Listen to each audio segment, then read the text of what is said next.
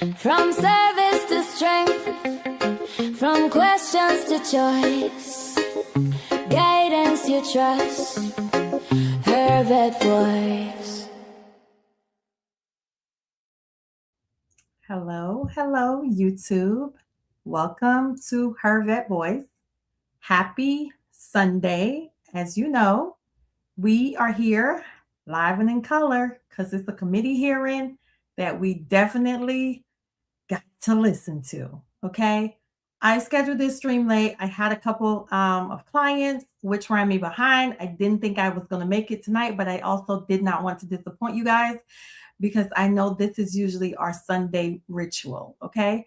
So I hope you guys had an amazing Sunday, and I hope everything is going well with you.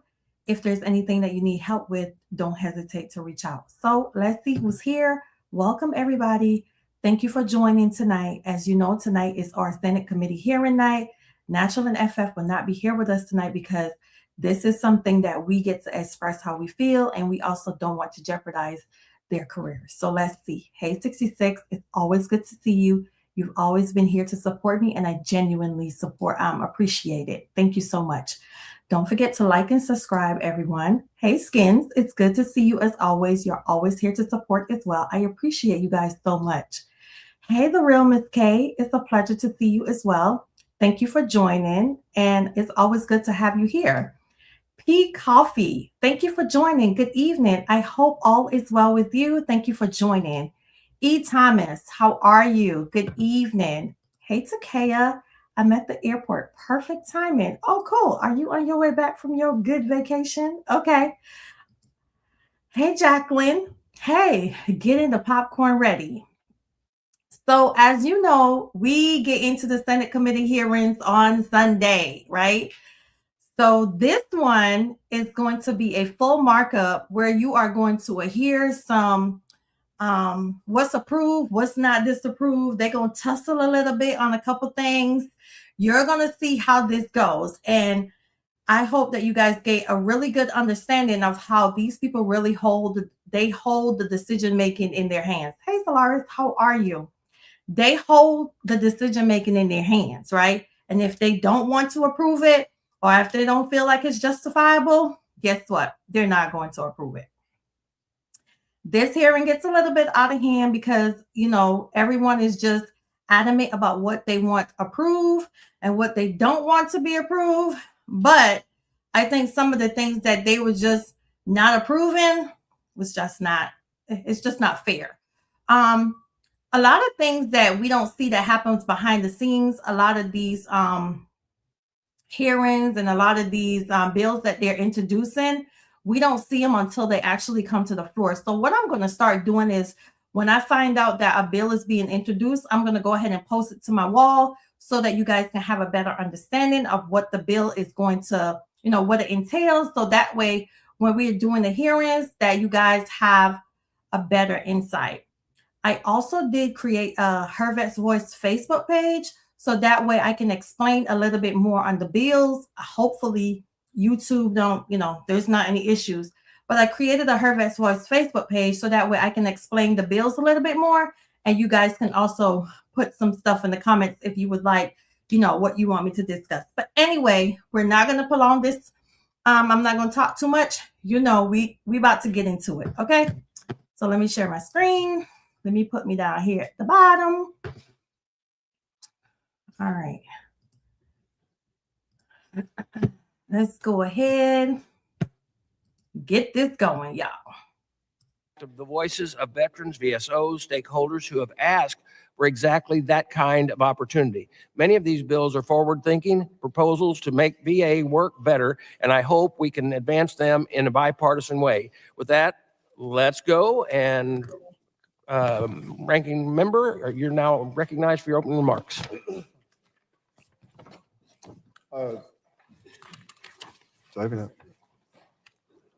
Thank you, Mr. Chairman. I'll save my comments for individual bills, and I'll yield back. All right, thank you. I now call up the committee print for the HR 7683, the VA Fiscal Management and Modernization Act. The clerk will report the bill. HR The 7. text was circulated in advance pursuant to committee rules and without objection, first reading and dispensed with, and the bill is now open for amendments at any point. I now recognize Representative Berkman for the purposes of offering an amendment to the nature of a substitute. Look how he's looking already. Well, looks like we're off to a good start here because I don't see that. Just take a look at this. I've just got my remarks on the bill. So just say I have an That's it. amendment at the desk. I have an amendment at the desk. You do. The clerk shall report the amendment in the nature of a substitute. Amendment in the nature of a substitute. Ask unanimous consent that further reading of the amendment in the nature of a substitute is dispensed with, and ask that it be considered base text for the purpose of the markup without objection so ordered. I now recognize General Berkman for 5 minutes to speak on support of his amendment in the nature of a substitute. Thank you, Mr. Chairman. It's nice to be back in the aircraft. Accountability matters, especially when it comes to the health and well-being of our veterans. VA manages a budget approaching $500 billion, and veterans deserve confidence that those dollars are being managed Write that down, responsibly. $500 billion. The VA Fiscal Management Modernization Act designates the Assistant Secretary for Planning and Budget, formerly the Assistant Secretary for Management in the text, as introduced, as the department's chief financial officer in statute, with clear responsibilities spanning budget formulation, execution, auditing, reporting, and Anti-Deficiency Act compliance. The title change better reflects the office's core functions, and the ANS also adds major acquisition program management as an explicit CFO duty. The bill establishes the dedicated deputy level leadership for planning and budget and for financial operations and internal controls, and requires VA's financial officers across VISNs to report exclusively through the CFO. Not least, it creates a legislative and congressional budget information office with one job, providing Congress accurate, timely, and certified budget information. Clear authority, a defined chain of command, a direct line to Congress. That is how you build the accountable financial structure our veterans deserve. I urge my colleagues to support this bill, and I yield back. Gentleman yields back. I now recognize myself in support of the amendment. I would like to thank the general for taking the lead on this VA Fiscal Management and Modernization Act. The bill cements VA's internal realignment to modernize VA's financial management, including how VA controls accounts for settles and reports its finances. The Biden administration did a terrible job of managing VA multi-billion-dollar budget, and Secretary Collins is still trying to clean it up. At a hearing in February, the secretary stated the VA was unable to complete its monthly reconciliation reports, an alarming admission for any federal agency, let alone one with an annual budget appropriating $500 billion. That's unacceptable. The VA Fiscal Management and Modernization Act would establish clear roles and responsibilities, strengthen accountability, and ensure VA has the structure necessary to manage taxpayer dollars with the transparency, discipline, and seriousness veterans deserve. Do any other members wish to comment on the amendment in the nature of a substitute on HR 7683? Seeing none, are there any amendments to the amendment of the nature of a substitute? Oh, Representative Sell. Thank you, Mr. Chairman. I just want to make sure, generally speaking, that these bills have an offset, both mandatory and discretionary as we go, because we're $39 trillion in debt. And I just want to make sure as we go through this entire chart that we're all assured that they are all offset. It's staff. Did he say $39 trillion in debt? Did I hear him right? But we too focused in on what the previous administration did. But ever since that Dougie came, the debt got worse. Did it get any better? If it got better, let me know. Did I miss something? $39 trillion in debt. But you too busy focusing on what the previous administration did. But what have you done to clean it up? If they were doing it so bad, and I'm not on the left or the right, but if they were doing it so bad, what have you done to clean it up? Show me. Let me know. Staff and myself have worked continuously to make sure that each one has offsets as we move forward. Thank you, Chairman. I yield back. Are there any amendments to the amendment in nature substitute to HR 7683? I now recognize Ranking Member Takano to offer an amendment to the amendment in the nature of substitute for HR 7683. Mr. Chairman, I have an amendment to the amendment in nature of substitute to HR 7683 at the desk. The clerk shall report the amendment. Takano Amendment. I ask unanimous consent that further reading of the amendment is dispensed with. Without objection, so ordered. The gentleman is recognized for 5 minutes to explain his amendment. Mr. Chairman, my amendment today would establish a limit on the number of political appointees within the Legislative and Congressional Budget Office, Budget Information Office. Representative Bergman's stated goal of this office is to provide, quote, accurate, timely, and certified information regarding the finances and budget of the department, end quote.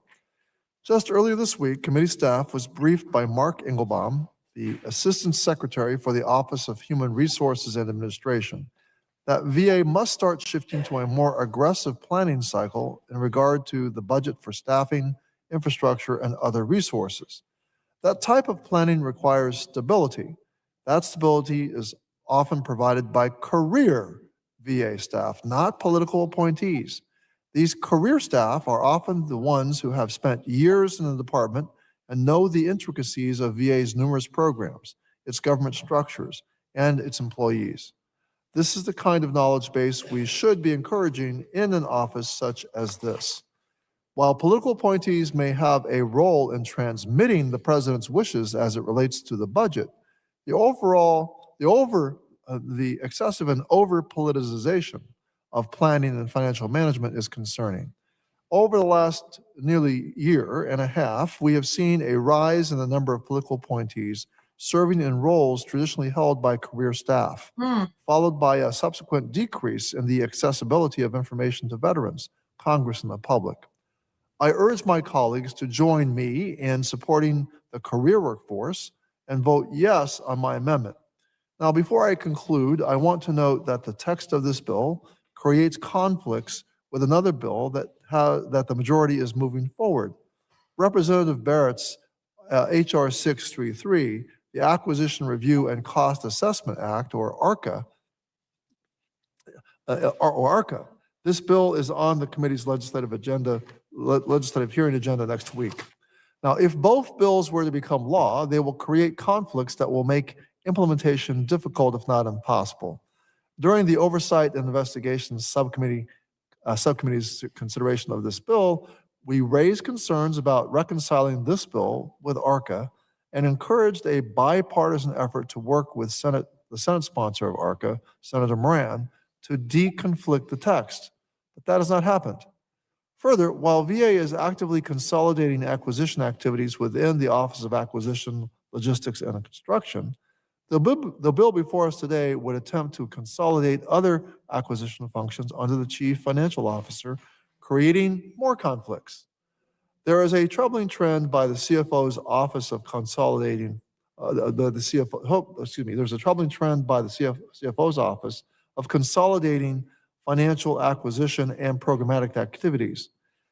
This is particularly true in the case of the Community Care Network Next Generation contract.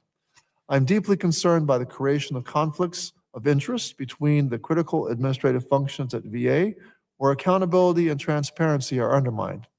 Thank you, and I yield back, sir. Gentleman yields back, and I recognize myself in opposition to the amendment. I oppose the amendment because it would protect the same budget bureaucracy that failed to give Congress the full and accurate picture for the budget shortfall that wasn't in 2024. We recognize the need for continuing of government, but we cannot mean to shield career office officials for accountability when they are slow, unresponsive, or wrong. During the Biden administration, career officials were responsible for the budget information provided to Congress, and Congress was misled about the VA's budget shortfall. The office that handles budget information for Congress must be accountable. If it fails to do its job, there must be someone who can answer for the future failure. The amendment would limit the accountability and leave Congress dependent on the same employees that had already failed veterans and taxpayers. For this reason, I oppose the amendment. Does any other member wish to comment on the amendment? If he don't slow down, read that paper, because he irritates me. Well, I appreciate the ranking member's interest in this bill. I will have to oppose the amendment. Let's remember what happened during the most recent budget shortfall scare at the VA a couple of years ago. It was career bureaucrats who came to Congress in 2024 claiming a $3 billion shortfall and warning of disruptions to veterans' benefits, only for the VA to carry over more than $5 billion in unspent funds. Career bureaucrats who are too often insulated from accountability that would prevent that from happening again. This bill is designed to fix that. The Legislative and Congressional Budget Information Office will give Congress accurate, timely, and certified budget information. And restricting who can staff it doesn't strengthen that mission. It protects the culture of unaccountability this bill is trying to change. The office is also capped at 6 employees, making this restriction unnecessary on its face. I'd encourage my colleagues to oppose the amendment, and I yield back.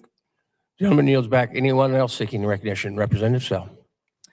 Thank you, Mr. Chairman. I am really concerned about the no score provided for many of the Democrat amendments in this matrix, and I want to remind people the CBO is biased toward the more progressive bills. Obamacare was supposed to result in a $613 billion reduction in deficits. It cost us $1.5 trillion over time. Then you go to the Tax Cuts and Jobs Act of 2017. CBO estimated a $1.4 trillion increase in deficits. We've actually had a 4% revenues up in the 2 years following. So I yield back. I'm really concerned about no CBO scores provided in the Democrat amendments as a whole, and I yield back. Gentleman yields back. Any other one seeking recognition?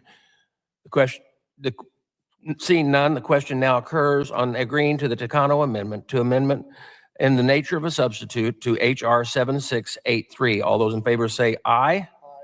All those opposed, no. No. In the opinion of chair, the noes have it. A recorded vote has been requested. A recorded vote has been requested pursuant to committee rules. This vote will be postponed. I now recognize Representative Ramirez to offer an amendment to the amendment in the nature of a substitute on H.R. 7683. Thank you, Mr. Chairman. As you just mentioned, I have an amendment to the amendment, the nature of a substitute at the desk. The clerk shall report the amendment. Ramirez amendment. Pass unanimous consent that further reading of the amendment be dispensed with and without objection, so ordered. So when they postpone it, it's because that when it comes to the ayes and the nays, the count is really not, okay. And so sometimes if they want like a head count or they want to go where they're going to have to use the machine to vote, it's going to be postponed so they can go and get that. And then the number will be counted and they will know how many yeas and how many nays. So that's how it is postponed sometimes. I hope that answers your question, Jacqueline. The gentle lady is recognized for 5 minutes to explain her amendment.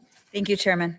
Well, it's been 15 months since Secretary Collins was sworn in, and we're still receiving daily outreach from veterans and VA employees from across the country about how the staffing is impacting veterans, or lack of, is impacting veterans' ability to receive care. Over those months, and even before his appointment, members of this committee have repeatedly requested data from the VA regarding staff attrition so that we can get a full picture of the staffing challenges the facilities are facing, especially as veterans begin feeling the impacts of the deferred resignation program. Those requests, however, have related to our oversight responsibilities, but they've been unacceptably ignored. Case in point, last August, many of my fellow Democratic members sent letters to the secretary asking about workforce data and what the secretary likes to call natural attrition. But let me be clear, there is nothing natural about his intimidation, disrespect, and harassment of the VA's workforce. And as of today, only one member, just one member, has received even a partial response. It's my colleague, Representative Tim Kennedy, and the information he did in fact receive was pretty damning. Despite the secretary's assertions that those within mission-critical or direct patient care roles were not allowed to take deferred resignation, the data from Western New York shows differently. Per the partial data we received, at least 2 nurses were able to take DRP. And thanks to another data set that we received from the VA, we also know that the VA cut both of these positions during the call last December, where the VA wiped 26,000 long-standing vacancies from the books. You see, mission-critical roles have been jeopardized. So when the secretary says these cuts won't delay or harm veteran care, the data from his own department is proving that we should not believe him. So this amendment requires the secretary to share attrition DRP data disaggregated by facility and occupation. And I think it's really important for the VA to give this information for us, and we've been demanding it for nearly a year. And that's why I've introduced this amendment, because I think it's time we assert our Article 1 authority and require answers. With that, I hope that my colleagues will join me in supporting this amendment. And Chairman, I yield back. Gentlelady yields back. I recognize myself in opposition to the amendment. I oppose the amendment because it is not relevant to the bill being considered. Staff reports on staff who are no longer at VA have nothing to do with the establishment of a budget office with the VA. I recommend my colleague vote no on the amendment. My colleagues vote no on the amendment because it is a distraction from the accountability this committee needs from the VA's fiscal management. After the shortfall debacle during the Biden administration, I would hope that the Democrat colleagues would support this fiscal responsibility that our veterans and taxpayers deserve. If Representative Ramirez is interested in this information, I'm happy to write a joint letter with her to get the information, as I am sure we would all agree that is likely faster that way than it is by getting putting in information or putting in and passing a law. With that, I could call on all my colleagues to vote no. I urge my colleagues to vote no with me on this amendment. Does any other member wish to comment on the amendment? Young Berkman. Thank you, Mr. Chairman. I have to oppose this amendment as well. This bill is about financial management structure at the VA. I repeat, financial management structure at the VA. This amendment would require a report on every employee who's separated from the department since January 1st of 2025. That has nothing to do with what this bill does. It's not relevant. And if my colleague wants to pursue this reporting requirement, it should be done through its own legislation, not tacked on to this bill. I'd encourage my colleagues to oppose this amendment, and I yield back. The gentleman yields back. Does anyone else wish to speak on the amendment? Seeing none, the question now occurs on agreeing to the Ramirez amendment to the amendment in the nature of a substitute on HR 7683. All those in favor say aye. All those opposed say no. No. Do you hear any? Mr. Chairman, I'd like a recorded vote. There you go. The noes have it, and a recorded vote has been requested pursuant to committee rules. This vote will be postponed. Correct. I now call. Wait. Okay. Are there any further amendments in the nature of a substitute to HR 7683? If he lick his finger one more time. Hearing none, we now move to the next bill because votes will be pending on that bill. Now we can go here. I now call up committee print for HR 6993, the Bacon Act of 2020. The Beacon Act, not Bacon. That would be a member of our, but it's not here today. I can't tonight. Or for breakfast. Beacon Act of 2026. The clerk shall report the bill. HR 6993 to The direct. bill was circulated in advance pursuant to committee rules and without objection. The first reading is dispensed with. The bill is now open for amendments at any point. I now recognize General Berkman to speak on his bill.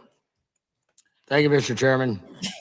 Since 2000, hundreds of thousands of veterans have sustained a traumatic brain injury. And for too many, the effects don't subside, affecting mental health, daily functioning, and long-term recovery. The consequences are devastating. The VA's own 2025 National Veteran Suicide Prevention Report found that veterans with TBI diagnoses have a suicide rate of 77.6 per 100,000. That's 77 per 100,000 people, a sobering reminder of what's at stake. We know effective care is possible. The National Intrepid Center of Excellence at Walter Reed has already demonstrated significant improvements in PTSD, depression, anxiety, sleep dysfunction, and behavioral outcomes through interdisciplinary intensive outpatient care. Now, in the office, Precisely the kind of care the Beacon Act seeks to make more widely available to our veterans. But demand for this care among our veterans is outpacing capacity. The Beacon Act closes that gap by supporting, not supplanting, what VA is already doing. It creates 2 targeted, time-limited grant programs that fund clinical evaluation of neurorehabilitation treatments and independent research to identify what works and what warrants broader VA adoption. Funded approaches must go through randomized, controlled trials, rigorous outcome measurement, and regular reporting, and both programs sunset after 3 years. This is a responsible investment in building the evidence-based VA needs to better serve veterans living with the lasting effects of TBI. I urge my colleagues to support this bill, and I yield back. Gentleman yields back, and I support the bill. I fully support the intent of my friend General Berkman's bill to address the issue of traumatic brain injury in an efficient, community-focused way. The Beacon Act would create 2 targeted grant programs focused on supporting academic institutions and community organizations to research innovative treatments for brain health. Addressing the issue of TBI is a top priority for House Republicans, and I'm sure it is for the House Democrats as well. This good bipartisan bill would continue expanding the reach of VA's brain injury treatment efforts and help ensure veterans can access care that works best for them. I want to thank the work done by the minority and their efforts toward our community goal of helping veterans and making this an even better bill. These shared efforts are meant to supplement, not supplant the department's work. This can't be real. It is our responsibility to get better answers for veterans living with the lasting effects of TBI. This bill would help us do that. I want to thank General Berkman for his strong bipartisan work on this issue on behalf of the veterans. It would reach, and I urge the members to support it. Does any member wish to comment on the bill? The ranking member. Well, thank you, Mr. Chairman. I must oppose the Beacon Act in its current form. I appreciate that we're discussing the importance of expanding research and improving treatment for mild traumatic brain injury, or MTBI, in veterans. I've heard from far too many veterans who experience with MTBI has impacted every part of their physical and mental health. It is clear that we need to do more, and I stand ready to work with my colleagues to give VA the resources it needs to do this work. However, since the start of this year, my Democratic colleagues on the House Subcommittee have raised numerous concerns about the Beacon Act.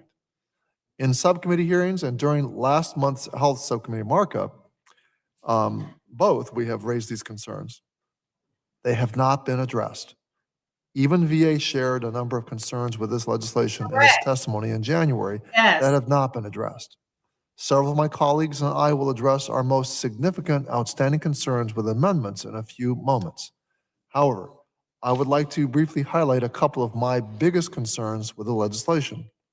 First, I'm very concerned that this bill includes provisions that could require VA to use existing funds appropriated for PTSD research and general mental health services to fund these grant programs if sufficient funds are not otherwise appropriated.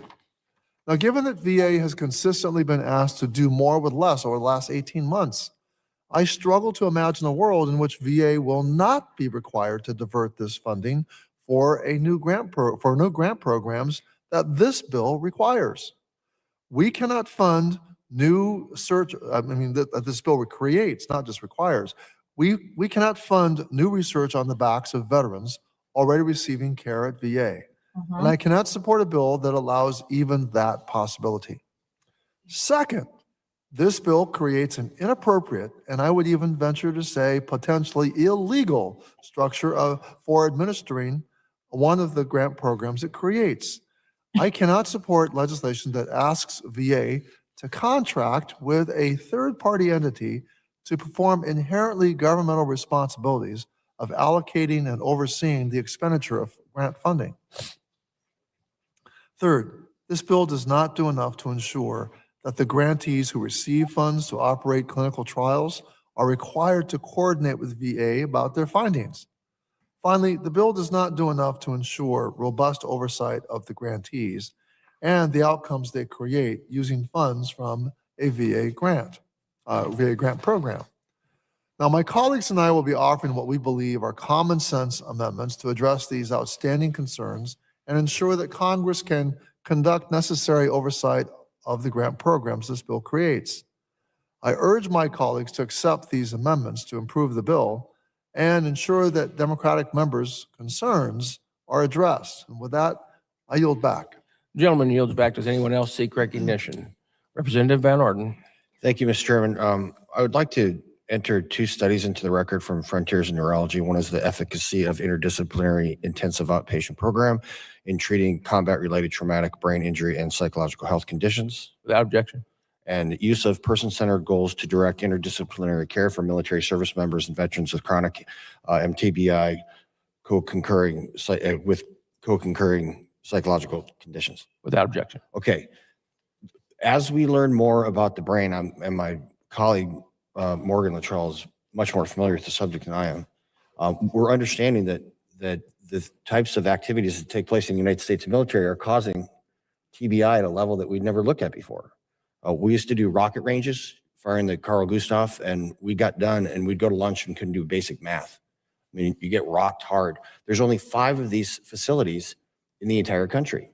And so what we need, including one in Milwaukee, what we need to do is expand these facilities. And is this a perfect bill? No. Is it a very good bill that's going to help get our veterans the treatment for the injuries that they sustained serving our nation? The answer is yes.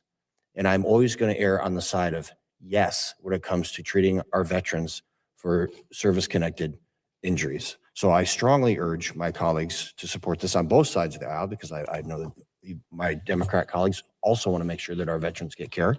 And this is a way to demonstrate that we really mean what we say. And with that, I yield back. Gentleman yields back. Anyone else speak on the base text? Are there any amendments to the committee print of H.R. 6993? I recognize Representative Morrison to offer an amendment to the committee print on H.R. 6993. Thank you, Mr. Chair. I have an amendment at the desk. Clerk shall report the amendment. Amendment to H.R. 6993. I ask unanimous consent. The further reading of the amendment is dispensed with. Without objection, so ordered. The gentlelady is recognized for 5 minutes to explain her amendment. Thank you, Mr. Chair. This amendment may look familiar to the Health Subcommittee members, as I offered it when this bill was considered at a subcommittee markup. I believe the purpose of my amendment addresses an issue that warrants the attention and review of the full committee. My amendment would strengthen oversight requirements throughout the bill. VA and Congress need to be able to perform robust oversight of the grant program to protect VA's investment in mild TBI research. I appreciate that there was some effort to strengthen the oversight and reporting requirements in the bill when it was marked up by the subcommittee. However, I believe the need for additional measures in this bill remains. To ensure that the committee can carry out oversight of these 2 new grant programs, the language in this bill needs to be enforceable, effective, and rooted in evidence-based science. This is especially true when establishing expectations for reporting adverse events related to any clinical trials or care provided outside of VA to veterans. My amendment makes it clear that grantees must track adverse events and report them to VA rather than only doing so if the grantee chooses to collect that data. It also requires grantees to report on any relevant follow-up care provided to ensure that veterans who face adverse events receive proper support. My amendment would also ensure that grantees use accepted clinical standards to evaluate the outcomes of their research, and ensures VA also considers the cessation of the grant program as part of its annual review if it is demonstrated that the program is not working as intended or delivering on VA's investment. Finally, my amendment also expands the reporting requirements in the bill to ensure Congress and VA receive all the information necessary to evaluate whether the grant program is an effective use of VA resources. I hope my colleagues recognize and agree with my amendment's purpose to further strengthen oversight and transparency for these grant programs with a clear focus on delivering for veterans. Passing this amendment will help ensure that this external research is conducted following the same principles that VA research has successfully pursued for decades. I urge my colleagues to vote in favor of this amendment and recognize the value of due diligence when it comes to oversight of taxpayer dollars. With that, Mr. Chair, I yield back. You think I recognize myself in opposition to the amendment. The amendment to the committee print of HR 6993 would do nothing but add more layers of unnecessary reporting to the bill. Our staff has worked with researchers, stakeholders, clinical professionals to get this good bill to where it is now. It was not an idea born overnight. I do not believe that the amendment is necessary to accomplish the goals of the Beacon Act. Further, I don't believe this amendment was offered in good faith. Therefore, I oppose the amendment. I urge my colleagues to vote no with me on the amendment. Does any other member wish to comment on the amendment? Wow. General Berkman. Thank you, Mr. Chair. While I appreciate my colleagues' interest in the bill, I have to oppose this amendment, and I will be direct about why. The amendment would impose accepted clinical standards language throughout the bill in a field where no universally accepted standard of care for chronic mild TBI currently exists. You can't get there from here. This is not an oversight in the legislation. It's the reason the legislation exists. Veterans with chronic mild TBI are suffering because too many have spent years in fragmented systems, siloed care, short appointments, and disconnected treatment plans that fail to address the full complexity of their conditions. Requiring accepted clinical standards in this context gives entrenched institutions a mechanism to dismiss innovative approaches simply because they're innovative, not because the evidence doesn't support them. Further, it weakens the bill's focus on long-term recovery, adds unnecessary reporting burdens, and introduces cessation language that frames a program we haven't even started around shutting it down. The bill is designed to build the evidence base that will define the future standard of care. Conversely, this amendment would let the absence of that standard be used against the very effort to establish it. I'd encourage my colleagues to oppose the amendment, and I yield back. Wow. Does any other member seek recognition? Seeing none. The question now occurs on agreeing to the Morrison amendment in the committee print for HR 6993. All those in favor say aye. Aye. All those opposed, no. In the opinion of the chair, the noes have it, and the amendment is not. Mr. Chair, I request a recorded vote. A recorded vote has been requested pursuant to committee rules. The vote will be postponed. I now recognize Ranking Member Takano to offer an amendment to the committee print for HR 6993. Thank you, Mr. Chairman. I have an amendment to HR 6993 at the desk. The clerk shall report the amendment. Amendment to HR 6993. I ask unanimous consent for the reading of the amendment is dispensed with, and without objection, so ordered. The gentleman is recognized for 5 minutes to explain his amendment. Well, thank you, Mr. Chairman. My amendment requires grantees to share with VA all clinical data from the clinical trials funded under this bill. I believe it's important to ensure that VA researchers and clinicians can also access the data generated by this research. This will enable us to ensure coordination of efforts as well as transparency into the reported outcomes of grantees' research. I acknowledge that many nonprofit organizations and academic affiliates have helped VA make huge strides in areas of research critical to veterans' health. However, Congress and VA have spent more than 100 years investing in and strengthening VA's research ecosystem. VA's research track record of discovery speaks for itself.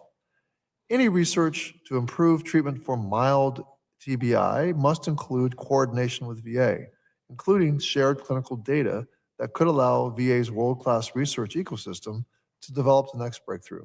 Now, I must point out that some of the very same organizations that have been vocal proponents of this legislation have a track record of not being fully transparent with their research data. Let me repeat that. I must point out that some of the very same organizations that have been vocal proponents of this legislation have a track record of not being fully transparent with their research data. For example, in 2024, researchers from the Boulder Crest Foundation, a nonprofit organization focused on offering complementary and alternative interventions to veterans like yoga, mindfulness, and equine therapy, published an 18-month longitudinal study about the effects of its programming on improving post-traumatic stress symptoms.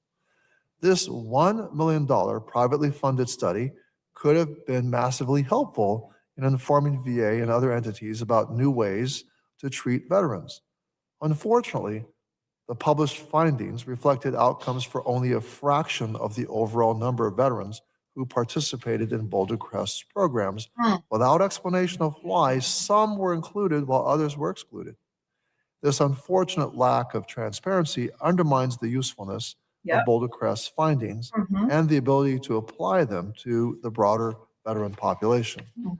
If we're using public funds to conduct research outside VA, we must ensure Congress and VA can evaluate the return on the taxpayer's investment, validate findings, and build on the clinical data created with taxpayer funds. I understand this legislation is intended to drive innovative treatments for mild TBI in veterans.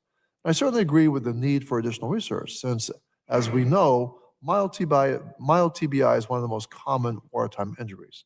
However, I'm concerned that if we're not careful, efforts such as this one will only increase fragmentation of research and treatment for veterans. Thank you, Mr. Chairman, and I yield back. Thank you, Ranking Member. I recognize myself in opposition to the amendment. The Listen, Beacon Act would create new grant programs at VA which would fund innovative treatments and research to improve the health outcomes for veterans suffering with chronic mild TBI. I oppose the Ranking Member's amendment because although it may be well-intended, it is unnecessary. This amendment would add duplicative reporting requirements that are already included in the base text. Not only does this address a problem that does not exist, but it would create new ones. This would slow down the good work meant to be accomplished by the program. I urge my colleagues to oppose the Ranking Member's amendment, and I urge my colleagues to vote no with me on the amendment. Does any other member wish to comment on the amendment? this is why. Representative Luttrell, Thank you you, Mr. recognize. Takano. Do you have, on the Boulder Crest study that you mentioned just then, are you aware of what the inclusion criteria was for the specific numbers that they provided in that report? Like, for instance, if 1,000 veterans go to Boulder Crest that year, but the study was focused on 18 to 21-year-old males, and that was the study they produced, will that hold water? So, Mr. Luttrell, I wish I could tell you but we can't because they didn't publish the study. No, but the specific study would have said that. The study. They didn't, the study, it would say that, I would hope it would say that, but the study has not been published. That's one of our. I got you. I don't need that to turn into a conversation on the other side. So anyway, just the inclusion and exclusionary criteria that you're referring to, those weren't published. They would have had to have been for the study if we funded it. One would think so, but I'm telling you. that Haven't they were been not published. published. That is For the kind of argument substance was of the our last discussion. time. I tell you what, I'll catch the young lady offline to have that conversation. Thank you, Mr. Chairman. Thank you, sir. Thank you, thank you. Does anyone else seek recognition? Seeing none. The question now occurs on agreeing to the Takano Amendment to committee printed for HR 6993. All those in favor say aye. All those opposed say no. No. In the opinion of the chair, the noes have it. I request a quarter vote. A recorded vote has been requested pursuant to committee rules. This vote will be postponed. I now recognize Representative Brownlee offering amendment to the committee print on HR 6993. Yeah. Mr. Chairman, I have an amendment at the desk. Does the clerk report the amendment? Amendment to I HR. ask unanimous consent that further reading of the amendment is dispensed with and without objection so ordered. The gentlelady is recognized for 5 minutes to explain her amendment. Thank you, Mr. Chairman. My amendment, which I also offered at the Health Subcommittee markup where we considered this bill, strikes provisions in the legislation that direct VA to pay for the 2 grant programs using the existing budgets of VA's National Center for PTSD and VA Mental Health Services if Congress doesn't appropriate specific funds for the 2 grant programs. My amendment was unfortunately rejected at the subcommittee markup. However, as I have explained at several previous hearings, I feel strongly that we cannot risk siphoning money from VA direct care and research to pay for this pilot program. Creating a new pilot program is not a cost-free undertaking for VA. If this bill becomes law, the department will be required to administer not 1, but 2 grant programs, even in the absence of appropriated funding. Given that we are an authorizing committee and not an appropriating committee, we unfortunately have no direct control over whether sufficient funds will be appropriated to allow VA to carry out these grant programs. In the unfortunate event that sufficient funding is not appropriated for these 2 grant programs, I worry this bill leaves VA no choice but to divert funding from the National Center for PTSD and Veterans Mental Health Services to carry out these grant programs. I support investing in new research, but we must ensure we are pursuing these investments in a responsible manner that protects resources for existing VA research and clinical services. I can't recall ever seeing provisions like this in any other legislation we have advanced during my time on this committee, and I don't think we should set that precedent now. I'd also note that General Bergman's Milcon VA amendment that draws attention to the importance of VA's research on, quote, on areas benefiting veterans such as oncology, traumatic brain injury care, psychedelic therapies, and assistive devices was made in order, although it does not provide any additional funding for such research. In any case, I'm glad Mr. Bergman agrees with me that VA research is critical, and I hope he'll support my amendment to ensure that there is no risk that existing VA research funding will be diverted to administer this grant program. I'd also note that the legislation as amended at the subcommittee not only includes language authorizing appropriations, but it also includes provisions to extend the authority to collect VA home loan fees to ensure that the cost of this legislation is covered. Given that this legislation provided an offset, to its costs, provisions that direct VA to use its existing funding should no longer be necessary. Removing these provisions will remove all risks of uncertainty that existing VA funds would be diverted to these programs. I urge my colleagues to support my amendment to protect VA's existing funding for mental health services and PTSD research, and I yield back. Gentlelady yields back. I recognize myself now in opposition to the amendment.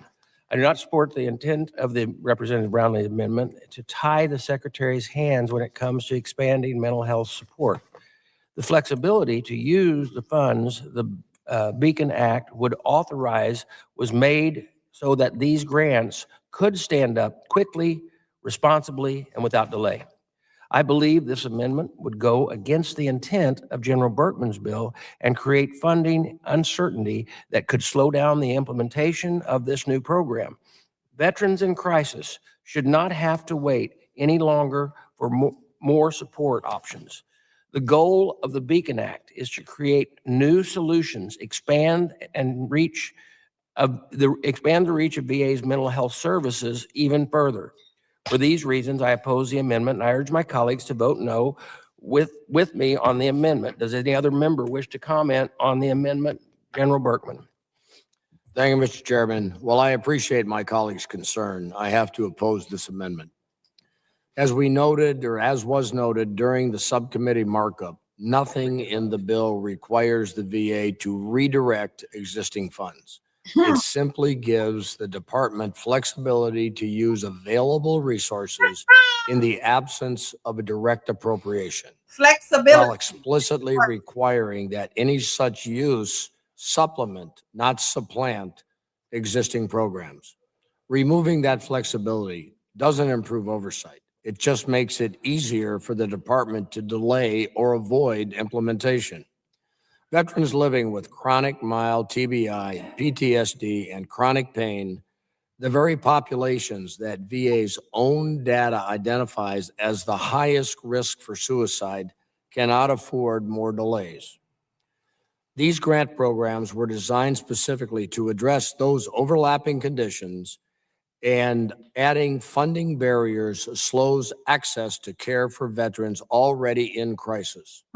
The bill already has strong safeguards, reporting requirements, and oversight mechanisms. This amendment adds nothing but another hurdle to care delivery. At a time when we are working to expand treatment options, support research, and improve outcomes for veterans with mild TBI, and we should be focused on enabling progress, not limiting it. I encourage my colleagues to oppose the amendment, and I yield back. Wow. Does any other member wish to comment on the amendment? Look at her. She's Seeing none. upset. The question now occurs on agreeing to the Brownlee Amendment, the committee print for HR 6993. All those in favor say aye. All those opposed, no, no. In the opinion of chair, the noes have it, and the amendment is not agreed to. A recorded vote has been requested pursuant to committee rules. She's going to get to the button. This vote will be postponed. Without objection, never mind, we'll move on.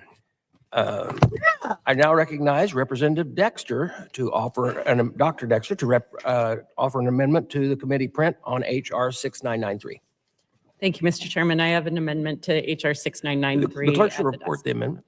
Amendment to HR 6993, subcommittee print, offered by Ms. I ask unanimous consent that further reading of amendment is dispensed with and without objection, so ordered. The gentlelady is now recognized for 5 minutes to explain her amendment. Thank you, Mr. Chairman. I am offering an amendment to strike Section 3 of the Beacon Act. This section establishes a grant program to carry out studies and applied programs on approaches and methodologies for the treatment of mild TBI in veterans. That language is exceedingly broad. Given the critical importance of VA research funding, I am concerned this lack of specificity could divert precious research resources away from VA's ability to conduct world-class research. I fully recognize the need to continue research on behalf of our veterans. However, this provision would make those investments at the expense of operations at the VA's National Center for Post-Traumatic Stress Disorder. We should not allow our urgency on this issue or any issue to come at the cost of longstanding, proven VA research programs. Equally concerning is the directive that VA, quote, seek to enter into an agreement with an independent organization, end quote, to administer the grant program and carry out the studies and related efforts. In its testimony on this bill, VA states, quote, grant administration involves soliciting applications, reviewing and scoring these applications, and monitoring the use of those funds. In particular, the scoring and awarding of funds are inherently governmental functions that should not be performed by a non-governmental entity. I agree with this assessment. It is inappropriate for a non-governmental entity to administer a federal grant program and make decisions about the allocation of taxpayer dollars. Correct. Outsourcing administration of this program would weaken accountability and limit our ability to ensure funds are directed toward the highest value research for our veterans. We have a limited set of resources, and we cannot afford to inefficiently or ineffectively disperse those limited resources. In this committee, we should be singularly focused on structuring VA research to ensure it delivers the strongest possible outcomes for those who have served. As a physician, I strongly support advancing medical research, but I cannot, in good conscience, support moving this bill forward without addressing the serious flaws in this section. I'm more than willing to work with my colleagues on the other side of this aisle to drive accountable outcomes-based investments in research. But this section needs to be fundamentally restructured to achieve that goal, which is why this amendment strikes the language in its entirety. I urge my colleagues to support the amendment and hope we can find a path forward to continue to support world-class research at the VA. I yield back. Gentlelady yields back. I recognize myself in opposition to the amendment. I oppose the amendment from Dr. Dexter. This amendment would strike large sections of the new program before it can even begin, which would limit VA's ability to ensure independent research is effective for the They don't even veterans get the information it would from serve. the research This anyway. amendment would not also strip all the accountability measures that are currently built in. Frankly, this is silly and goes against the intent of the legislation and the program. For this reason, I oppose the amendment. I urge my colleagues to vote no with me on the amendment. Does any other member wish to comment on the amendment? Seeing none, the question occurs on agreeing to the Dexter amendment to the committee printed on HR 6993. All those in favor say aye. Aye. All those opposed, no. No. In the opinion, Chair, the noes have it, and the amendment is agreed to.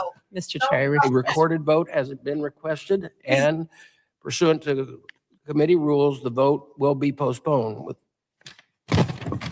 Thank you. Are there any further amendments to the committee print for HR 6993? Hearing none, we will move to the next bill. I now call up committee print for HR 6444, the Blast Overpressured Research Mitigation Task Force Act. The clerk shall report the bill. HR 6444, to direct the Text was Secretary. circulated in advance pursuant to the rules without objection. The first reading is dispensed with, and the bill is now open for amendments at any point. I recognize myself in support of the bill. HR 644, I want to make sure I get all the fours, 6444, the Blast Overpressure Research Mitigation Task Force Act, introduced by Representative Ronnie Jackson of Texas, would create a task force dedicated to studying the impacts of blast overpressure exposure injuries and treatments in service members and veterans. Brain injuries can be difficult to diagnose, which means that we must ensure VA keeps. Let me pause this for a hot second. And so you hear all of these bills that they're just not approving based off of the TBI, based off of the research, based off of, more detail. Well, the last committee hearing that we watched, how hard was it for the VA to get any kind of, or to give up any kind of research information that they have? It was like they were pulling teeth. Now, they did not even want to give it to the same committee hearing that we are in front of right now. So why are we on the struggle bus right now?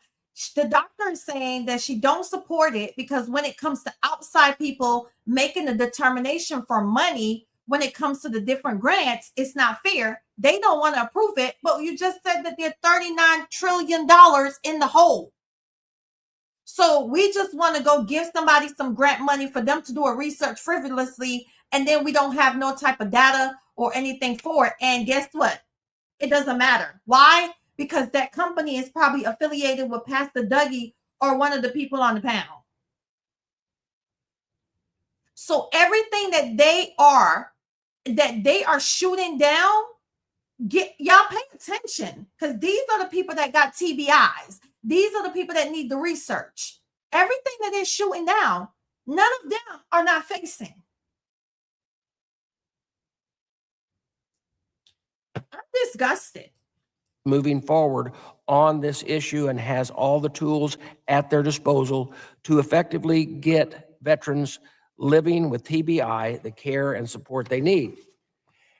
A recent hearing on TBI, we heard that veterans who have been deployed over the last 20 years about how the right care, whether inside or outside VA, gave them their lives back.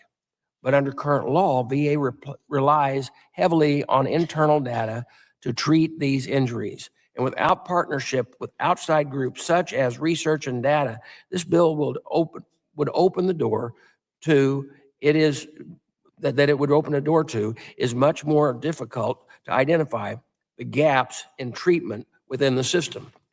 This bill would address the issue of blast exposure head on by strengthening oversight, accountability, and better data practices. In return, veterans would receive increased quality of care to treat the invisible wounds of service, including PTSD and other related injuries due to blast Correct. overpressure exposure. Yes. The bipartisan bill would also ensure VA and DOW continue to work together on injuries affecting service members and veterans. I urge your support for HR 6444, and I yield back. Are there any other amendments to the committee print of HR?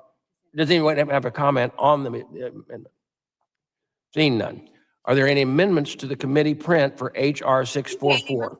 I now recognize Ranking Member Takano for amendment to the committee print on HR 644. So, Mr. Chairman, I have an amendment to HR 6444 at the desk. The clerk shall report the amendment. Amendment to I HR. ask unanimous consent that further reading of the amendment is dispensed with and without objection. So ordered. The gentleman is recognized for 5 minutes to explain his amendment. Mr. Chairman, as I'm sure you and your fellow veterans know all too well, military service comes with risks and hazards that extend far beyond incoming fire. Occupational hazards and exposures like jet fuel and PFAS, orthopedic injuries to backs and knees, hearing loss, these things are all too common. But one hazard that is also very common but commonly overlooked is the risk from outgoing fire in the form of blast overpressure. Those in combat arms occupations in our military train, those in combat occupations in our military train relentlessly to become the most lethal fighting force on the planet. That training involves repetition and firing thousands of rounds from weapons of all sizes. That's not even to speak of the rounds fired toward an enemy in actual combat operations. But every single one of those rounds represents a contained explosion happening in very close proximity to our service members. Mr. Chairman, unless and until we're able to engineer ourselves a way around the laws of physics, the blast waves from those explosions hit our service members with full force. Now, we know beyond a shadow of a doubt that this blast pressure affects the brain, lungs, ears, and other body systems. And while the effect may be small or even imperceptible at first, it is cumulative. Over time, sometimes even long after a service member has become a veteran, problems arise. Hearing impairment, cognitive impairment, migraines, and even problems like dementia or Alzheimer's can manifest from repeated exposure to blast overpressure. Now, there is a tremendous amount of research into this issue at VA, the Department of Defense, and other federal partners, and in the academic world as well. And that research needs to be encouraged and even expanded. Yes. So I support Representative Jackson's bill to create a task force to coordinate these efforts. But it is imperative for those veterans that are suffering now and those that will in the future, that VA walk and chew gum at the same time. Now, as one of our colleagues said at a previous hearing, we need to work on legislation that moves the needle for veterans who are in need of help now. And that is why I have introduced this amendment to require VA begin the process of developing a presumption of service connection for blast overpressure, so that all that coordinated research leads to something. Thank you. Leads to something concrete. Yeah. There is already a robust body of evidence to support blast overpressure as a presumptive. And I feel strongly that a presumption of service connection is warranted in this case. But I recognize that there is value in a full and robust evaluation process at VA. And that's why my amendment does not create the presumption directly, which again is my preferred path. But rather, this amendment simply instructs VA to use the process established by the PACT Act to consider it. So, Mr. Chairman, these blast overpressures are not a matter of happenstance during a service member's enlistment. They are an occupational requirement necessary to the operational readiness of our military. It is part of the job we ask them to do for us. Yep. And I believe there is a causal connection that exists between certain military job specialties exposed to occupational blasts and negative brain effects suffered by veterans. And these conditions are deserving of action by VA. So I encourage you and all my colleagues to support this amendment and begin the process of getting those impacted by blast overpressure the care and benefits they deserve. Thank you, Mr. Chairman, and I yield back. Gentleman yields back. I recognize myself in opposition to the amendment. The bill is focusing on advancing treatment for brain research for veterans suffering from exposure to blast overpressure. I oppose the amendment because I believe it would move the focus of this good legislation away from the treatment and research and into an entirely separate issue of disability benefits and presumption of service connection. This bill is not about compensation policy. It's about getting right the medical research so that the veterans can access advanced brain health science and improve rehab care. To put it simply, the amendment is like trying to play soccer on a baseball field. I would also note that VA already recognizes traumatic brain injury, and veterans can do and receive services connected to disability for TBI today. VA is actively working to improve how these claims are evaluated and processed in the disability benefit area. For those reasons, I urge opposition to the amendment. I urge my colleagues to vote no with me on the amendment. Does any other member wish to comment on the amendment? Seeing none. The question occurs on the agreeing to the Takano amendment to the committee print for HR 6444. All those in favor, say aye. Aye. All those opposed, no. No. In the opinion of the chair, the noes have it. The amendment is not agreed. A recorded vote has been requested pursuant to committee rules. The vote will be postponed. Are there any further amendments? Hearing none, we will move to the next bill. I now call up committee print for HR 7950, the VA Congressional Accountability Act. The clerk shall report the bill. HR 7950 to amend Title The text was 38. circulated in advance pursuant to committee rules without objection. The first reading is dispensed with. The bill is now open for amendment at any point. I now recognize Representative Self for the purposes of offering an amendment to the nature of a substitute. Mr. Chairman, I have an ANS at the desk. The clerk shall report the amendment in the nature of substitute. Amendment in the nature of a Ask substitute. unanimous consent further reading of the amendment in the nature of substitute is dispensed with, and I ask that it be considered as base text for the purpose of this markup. Without objection, so ordered. I now recognize Representative Self for 5 minutes to speak in support of the amendment in the nature of substitute. Thank you, Mr. Chairman. I am speaking on behalf of my bill, HR 7950, the VA Congressional Accountability Act. This bill is about ensuring that Congress can properly serve the men and women who served our country. Please and thank you. The Department of Veterans Affairs is one of the largest federal agencies in government. It administers hundreds of billions of taxpayer dollars and oversees programs that directly impact the health care, benefit, and livelihood of millions of veterans and their families. However, Congress cannot effectively conduct oversight of that mission if it is unable to receive timely, accurate, complete information from the department. There have been too many instances where responses to congressional inquiries from the VA have been delayed or incomplete. Members on both sides of the aisle have experienced situations where requests for information lingered for months without clear timelines or meaningful updates. Let's see if this That is not acceptable for an agency charged with serving our nation's veterans, and it undermines Congress' constitutional oversight responsibilities. My bill establishes formal and clear standards for how the VA communicates with Congress. It requires prompt acknowledgement of requests, production plans with estimated delivery dates and firm timelines for compliance. It also creates accountability measures when those deadlines are not met. This bill is not about politics or Republicans and Democrats scoring points against one another. Every member of Congress represents veterans. Every congressional office handles constituent cases involving delayed benefits, medical care, claims processing, or accountability concerns at the VA. When Congress receives timely and accurate information, we're better equipped to resolve problems for veterans regardless of party affiliation. This bill benefits both sides of the political aisle. Oversight should never be partisan. Transparency should never be partisan. Accountability to our veterans should never be partisan.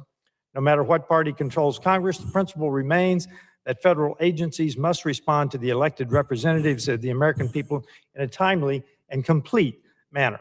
Veterans deserve a VA that is responsive not only to this committee, but to Congress as a whole. I urge my colleagues to support this bill, and I yield back. Okay, let's see how this The goes. gentleman yields back. I now recognize myself in support of the amendment.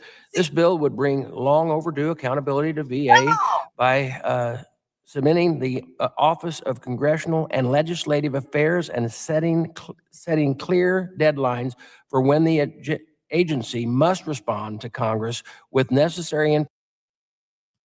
Hold up, wait a minute. So you trying to tell me that every single bill that they had about TBI and research did not get approved from them, but now the same people that have not been giving you the research information, you now want to hold them accountable for not presenting information to the committee, and you want this bill to pass? I mean, obviously the other side is going to want it to pass too. But do you see where their priorities is at right now, y'all? Are y'all paying attention here? Information to fill our Article 1 authority. I support the good government proposal that would benefit veterans and constituent services to veterans across the country. Do any members wish to comment on the amendment in the nature of a substitute to H.R. 7950? Ranking member, you're recognized. Well, thank you, Mr. Chairman. And I'll be the first to admit that I'm extremely frustrated with the substance of and the rate at which we receive information, briefings, and testimony from VA. For example, we had an oversight hearing yesterday regarding the West LA VA campus. VA's testimony was almost a day late and was only a measly 2.5 pages long. Documents that my staff have been requesting for 10 months were received at 5:30 p.m. the night before the hearing. Casework we've been attempting to do for veterans since last August has gone unanswered. So trust me, I would greatly appreciate reforms to this office and the process in which our requests are handled and approved by OCLA and Secretary Collins. However, we cannot just throw away our oversight process here in pursuit of sticking it to VA. Yes. To reform OCLA correctly, we need to take a close look at the approval processes and the bottlenecks across the VA enterprise that are leading to the delay in getting us the information that we ask for. So I fear this bill will unnecessarily punish career employees of OCLA for the failures of VA political leadership to not approve or provide information that is responsive to congressional requests in a timely manner. This in no way will result in us getting quicker or quality responses to our inquiries. In fact, it will likely result in the opposite, as even more career OCLA employees head to the exits. Finally, somewhat ironically, VA was not provided text of this bill until 7 business days ago, before the Oversight and Investigation Subcommittee considered it in a legislative hearing. So VA was unable to provide views on the bill. Wow. Without any feedback from the department on the text, I do not think it is wise to advance this legislation. Thank you. So I want to receive the information we asked for from VA in a timelier manner than we are receiving it under Secretary Collins, but we should still do our due diligence and exercise necessary oversight before committing to legislative options. Thank you, and I yield back. The gentleman yields back. Are there any amendments to the amendment in the nature of a substitute? Look, Actually, yes. I think so. I think I Yes, did right here. yes. Yes, you do. I have now an recognize amendment. Ranking Member Takano to offer. I have an amendment to the amendment in the nature of substitute to HR 7950 at the desk. The clerk shall report the amendment. Amendment to the amendment, the I nature. ask unanimous consent that further reading of the amendment is dispensed with, and without objection, so ordered. The gentleman is recognized for 5 minutes to explain his amendment. Okay, thank you, Mr. Chairman. My amendment would require the department to share information with both sides of the aisle when requests are made to VA in the form of a chairman's letter. I want to say from the outset that I think VA's demand for chairman's letters in order to obtain information is often used as a delaying tactic and we should address that too. However, Thank you. However, when they are used, we have a general practice in this committee, a norm, if you will, if I could say that, a norm in this committee of copying the other side on those requests. So when you are in the majority and you're writing the chairman's letter and you copy me, that's what I'm talking about. I've done that in the past when I've been the chairman. Now, we have a general practice on the committee of copying the other side on those requests, with the exception that VA will then provide information to both majority and minority. Yep. This has been the practice for a long time. However, I think there have been some changes to this practice over the last year and a half that are very concerning, and I believe are diminishing my ability to do oversight. So let me explain, let me provide an example. So here on this poster, actually, we have both posters. Yeah, this poster. Yes. Oh, he got So it is your name. You are the chairman. Yes. Yes. Here on post number 1, we have a letter from the current majority to the Biden administration. So that was signed by you. And just look at the length of that letter. It was sent in 2024. It's 4 pages long, and it details clearly what the majority is interested in receiving from the department, including a specific list of items, including documents. Now, this letter on post number 2, let's look at one of the letters that the majority recently sent to the Trump administration. There you go. I'm copied at the bottom, the Honorable Mark Takano, but I have no idea what this letter is about. I mean, I have a lot of information here about what this letter is about. It's very detailed and it's very explicit. But here, it is a request for this code number, this file or this document, and it directs the department not to send a formal written request, but rather provide something to the majority staff. Now, I can guess at the purpose of using this form letter process, but I think it is problematic to say that we need to reform OCLA when we also need to examine how we're doing our own work. Letters similar to these have been going out on a weekly basis. Wow. I recently asked staff to get information from VA related to the tragic shooting of several children and family members by a veteran in Louisiana. VA responded that a chairman's letter had been sent and that I was copied on the letter, so my staff would not be getting the information that we requested. Instead, we get a letter back, a copy. Our copy is this little code. So I'm presuming the majority is having some way to get this information in much fuller, more detailed form. Thank you for Now, we were told that we would not be getting the information we requested, as the department was already providing something to the majority. We don't know whether the VA has transmitted anything to the majority, but if so, we have yet to receive it. Now, this is absolutely unacceptable on many levels. Whatever this letter system is, it is impeding oversight, and whatever OCLA is doing, it's impeding oversight. Something needs to change. And if I have to attempt to make that change through the legislative process, then I will. And let me just say, I hope that we can agree that the norm that we observed, that when we copy each other on a chairman's letter, we expect both majority and minority to get the information from the department. I yield back. Gentleman yields back, and before I just want to say, could you pick a different letter? That signature of mine is terrible there. I recognize myself in support of the amendment. I might just throw it up in the air with all. It was so important. You don't realize I'm in support of the amendment. It has been a longstanding custom of this committee that when the chairman sends a letter, the minority is copied and receives the information provided with response. If that is not happening, then let us know, because this is not the way the committee should operate. I do have some reservations about handcuffing the description of future chairs of this committee. Each Congress is different, and the chair must have the ability to manage oversight appropriately. But transparency should be a partisan issue, or a nonpartisan issue. You know which way I meant it. Yeah. And as a sign of good faith, I'm willing to support the ranking member's amendment to ensure that we are working together toward transparency and accountability. Does any other member wish to comment on the amendment? Mr. Representative Self. Thank you, Mr. Chairman. I'd like to ask the ranking member for a clarification. You put in an amendment that we are going to support, and yet you spoke against the underlying bill. Do you intend to now support the underlying bill with your approved amendment? Mr. Self, the acceptance of the amendment still is not sufficient for us to give support to There you go. the overall. I'm busy. amendment. The other objection is really answered regarding the treatment of career civil, the career employees of OCLA.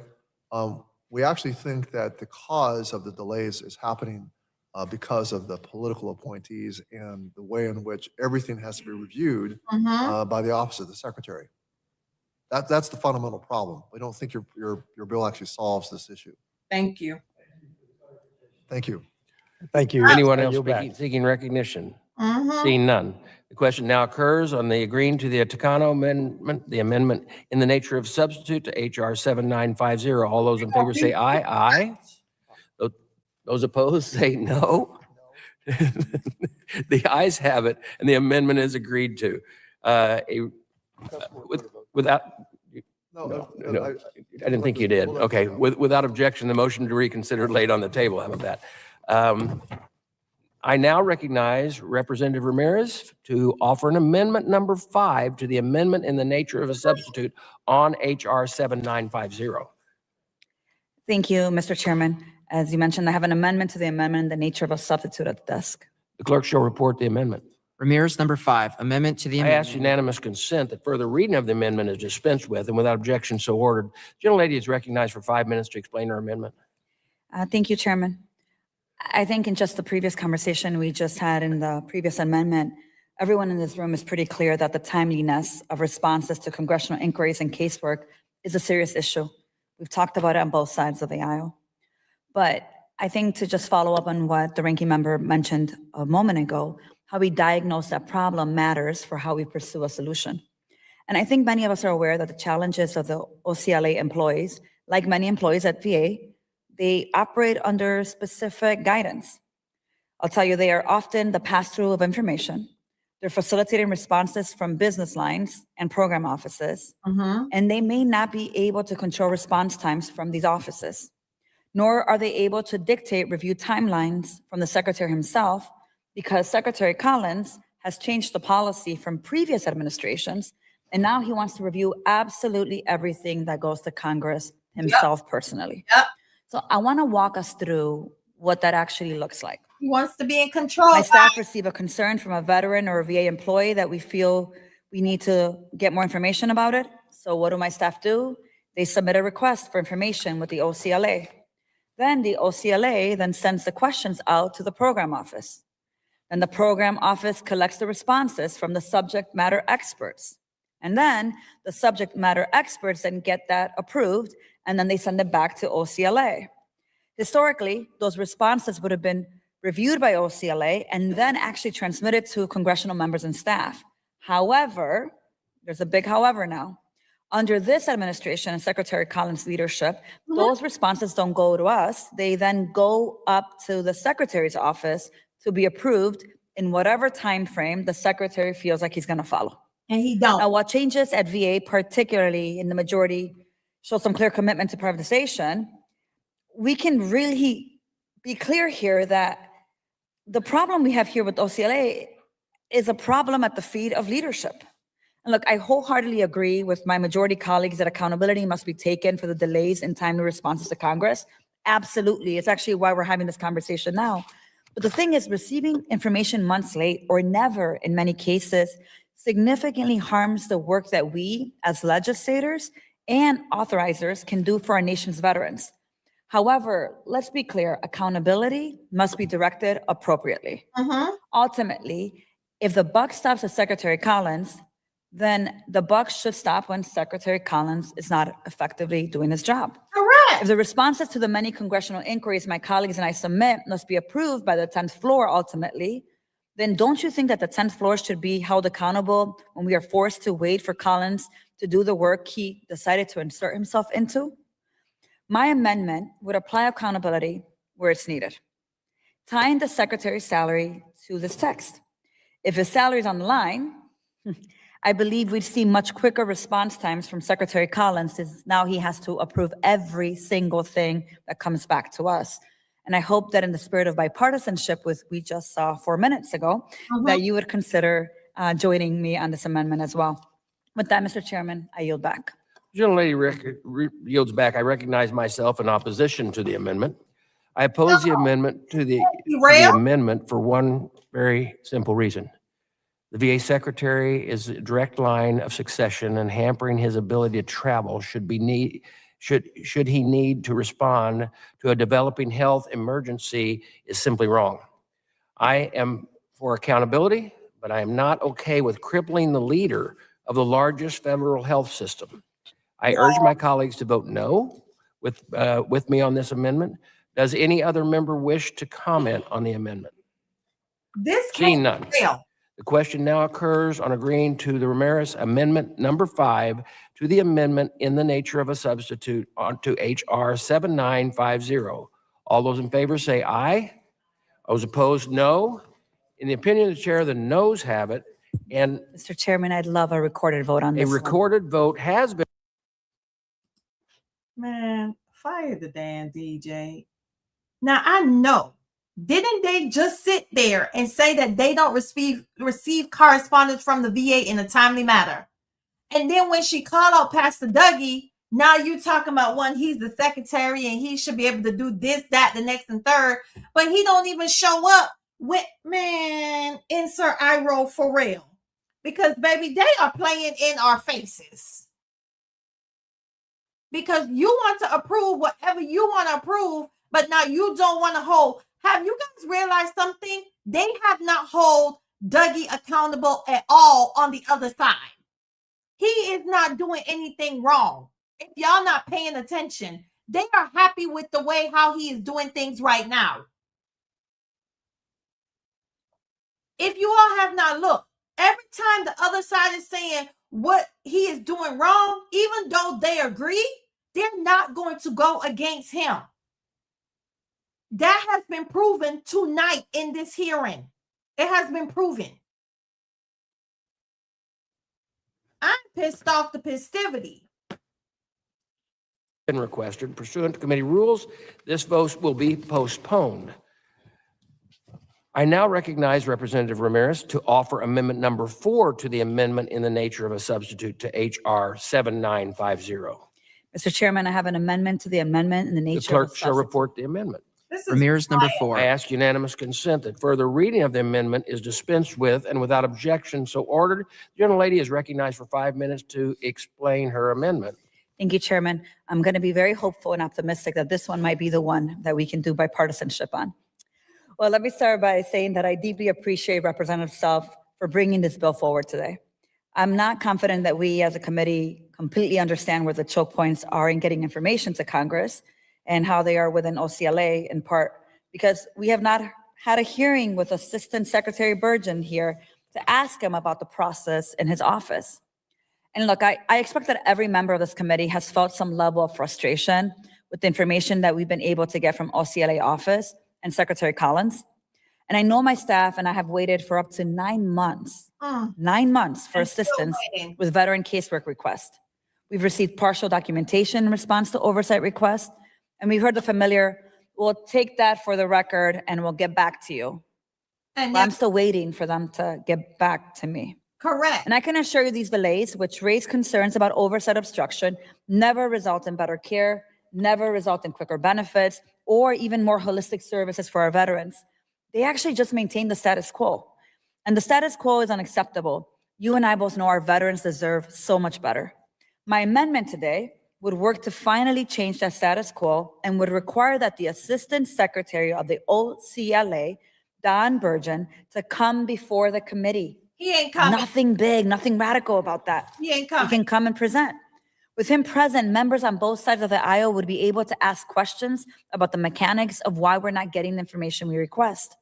Without this hearing, we don't know where the bottlenecks may be occurring or who truly is involved in the process for approving responses, although I think we do, Secretary Collins. But I don't feel comfortable taking some of the steps that this bill takes, like suspending the pay for hardworking CROs, for not meeting response deadlines without actually having him here to be able to answer questions directly. Representative Self's bill attempts to address concerning trends that we have seen in the Office of the Congressional and Legislative Affairs, which have definitely been exacerbated by this administration.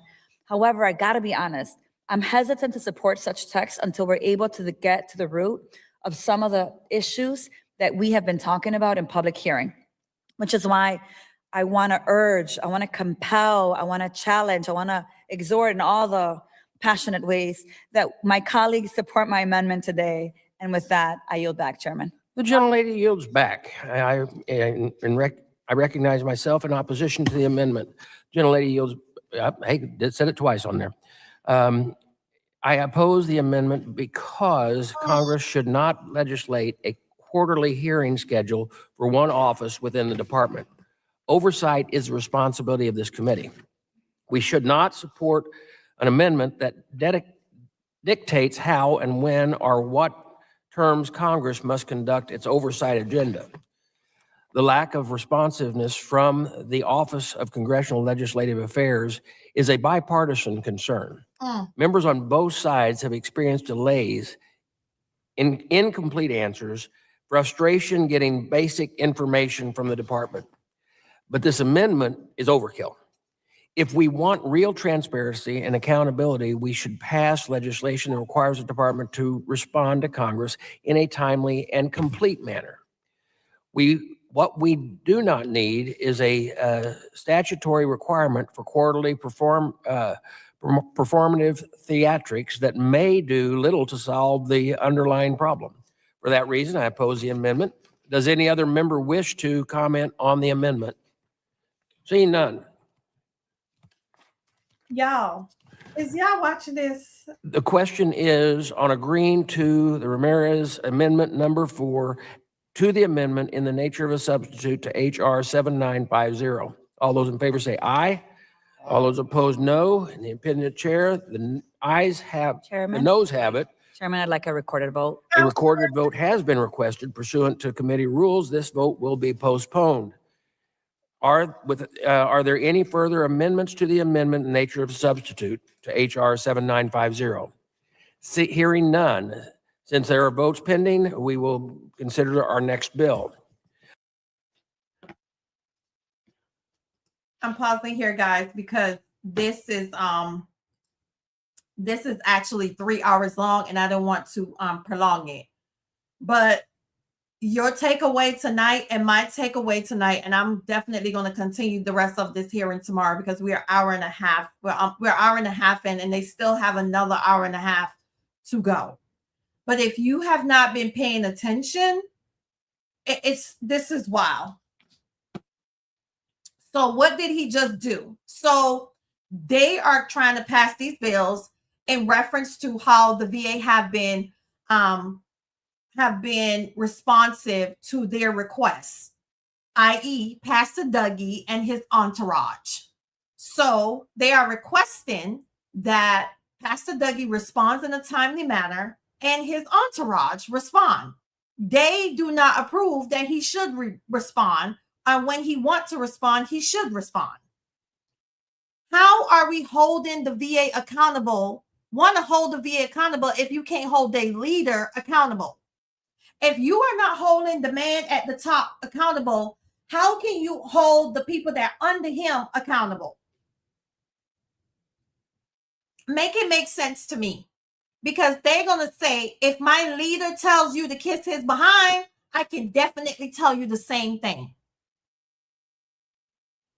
And you can tell that they are on his side, because some of the things that he is doing, and they know that it is wrong, they are not calling him to the carpet.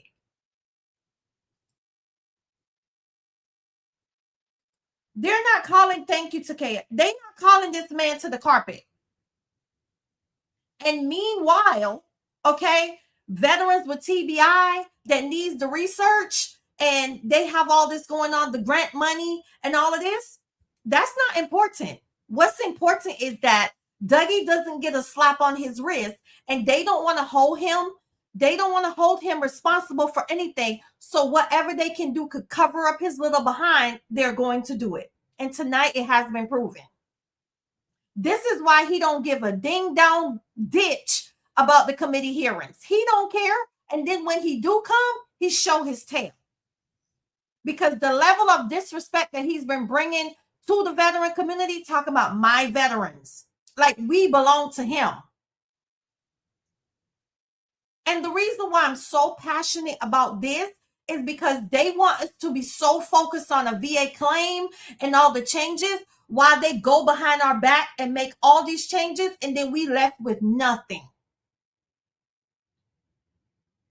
And if you haven't realized, the housing situation, the education situation, the VA situation, they're all going down. The community care situation, they're all going in the dumps. But then he walks around talking about, oh, I'm not going to privatize the VA. I'm never going to do that. I got that thing snipped because I so want when he does it that I come back here and I'm going to keep playing it. I'm going to go on part 2 tomorrow night at about 8 o'clock. Yeah. So you guys seen it for yourself tonight. Everything that they brought forth in order to hold in the VA accountable with submitting paperwork, with submitting responses to their letter, even with getting the letters over to the other side. Guess what? Nobody wants to be held accountable. Well, the good thing about it is that they just approved, is it a $900 million bill in order for them to fix up the VAs? They agreed on that. I mean, I guess I can give them a little clap. But look at the different VA facilities that you guys go to, how nasty it is. And I just had a client tonight tell me that she has had the same, a different therapist every 90 days. Nobody even wants to work for the VA. I am in Eastern Standard Time, the Real Sir Gemini. I'm gonna put the I'll put the thumbnail up tonight before I go to bed. He should be able to answer. And if you guys haven't looked at the other committee hearing, they were talking about LA. The committee hearing was about the center in LA. The VA sent their information what? One day before the committee hearing? They don't care. They don't care. So if you aren't paying attention, pay attention. There's actually a Senate committee hearing coming up. Is it tomorrow? Let me see. I can't even keep up. It's too many. When is the 20th? There's one on the 20th at 10:15 a.m. There's a committee hearing coming up on the 20th at 10:15 a.m. So the committee hearings are rolling out, but the veterans are not tuning in. And guess what? Everything is just, that's Wednesday. Everything is just happening the way how they want it to go. And guess what? If you haven't looked at Mr. Bose tonight, he is never planning on holding Dougie accountable. Never. He advocated for that man tonight like they were best friends. He said he is the secretary and the president designated him. And he's not going to be held where you get to tell him where he should be. But he gets to go to the VA, pretends that he cares, shake a few people's hand, and makes it seem like he's doing the best thing that he ever could be, all while the VA is ruined. And meanwhile, everybody's around here fighting about who's accredited, who's not accredited. Dougie is literally putting the knife in all of our backs and holding it while we all fall down. Thank you, the Real Sir Gemini. Yeah. He's too busy. Yep. He's too busy. I'm going to every VA facility. And yes, we started the EHR and everything is going well. And my veterans, and I don't want anybody to mess with my veterans. And the last time I checked, I never, ever knew that I belonged to him. Never. but when it comes to holding himself accountable, he never does anything wrong. Doesn't that sound familiar? And as many times as they mentioned the Biden administration tonight, it sent me, because who cares what they did? The past is just a place of reference. It does not matter what's happening right now. Okay, you reference the Biden administration.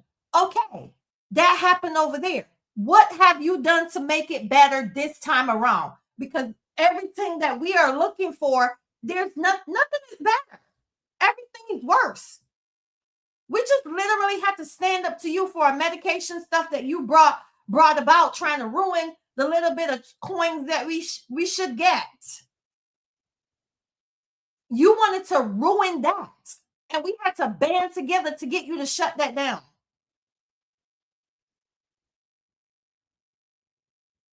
This is a lot, y'all. This is just the beginning. Yeah, we are in slow boil right now, getting cooked. And every time you look around, you see how they pull the little secondary changes on us and out the wind. You see how they pull all the changes out the wind? That's what they're doing behind our backs, because we are not focused on the things that we should be focused on. We are too busy fighting amongst each other like that is important. Or are we too busy not supporting each other? Because guess what? I want to win, and I don't want my other veteran counterpart to win. Correct.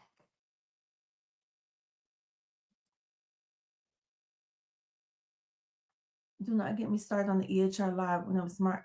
Yeah. Oh, you know how much money that they gave? I did the video the other day. You see how much $1 billion that they getting? Oh, okay. And you think that they're not in cahoots with each other? Because I'm thinking that they're saying that the owner of Oracle and Dougie, they're friends. It's a money-making scheme. And every time that they get a chance, they're going to sell our Social Security to outside hospital for community care, so that way we can go and be with and they make money off of our socials. Pay attention, y'all. Just pay attention. Just pay attention. But I'm not going to rant on, because we've been on here for an hour and 42 minutes. And I want this to be, where somebody comes back and watch it, that, they get an understanding of what's happening. But I'll definitely be back here tomorrow night so we can do the other half of it. And then we'll be back to our regular Q&A and have a topic for you guys on Wednesday and Friday. This is a lot. This is a lot to take in. I'm gonna try to post the link with all the bills that they were talking about tonight, so that way you guys can go take a look. All these businessmen are connected and benefiting off of us. Correct. Correct. I'm going to remember, there's no more visions. There's leadership teams. Don't you think those are his buddies? Do you think that he put strangers on his leadership team? Don't you think he put people that's going to listen to him and kiss his behind and do what he say on his leadership teams for these VA hospitals? He did not put strangers in there. You can bet your bottom dollar that.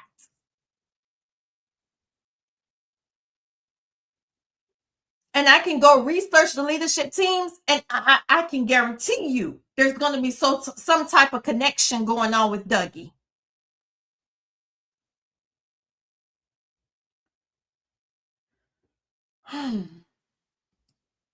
Now, I have never watched these, but yeah. A lot of people don't watch this, Thomas. A lot of people never watch the committee hearings. I've been watching committee hearings for probably 2 years now. 2 years. And all this stuff that they're doing behind the scenes, we never know until it happens. Like, you guys never knew that they got rid of the VAST program, because guess what? It was never mentioned that they're getting rid of the VAST program. The VAST program was a program that covered veterans who could not pay their mortgage, right? It would cover their mortgage. They got rid of that. If Dougie says that he wants to help you but he gets rid of a program that helps you. What does that tell you? And now 90,000 veterans are getting ready to be homeless with no program in place. And if you think I'm lying or I'm making this up, go look at the article that I posted. The VAST program is out the door. It's no longer happening. So if you call the VA for help because your house is getting foreclosed on, there's currently no program in place to help you. You will be homeless.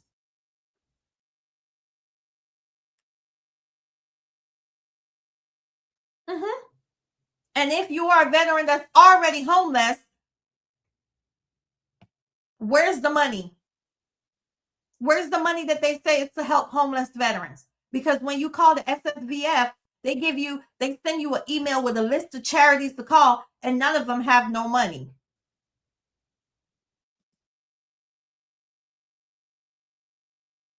What do you mean? Why is the screen dark?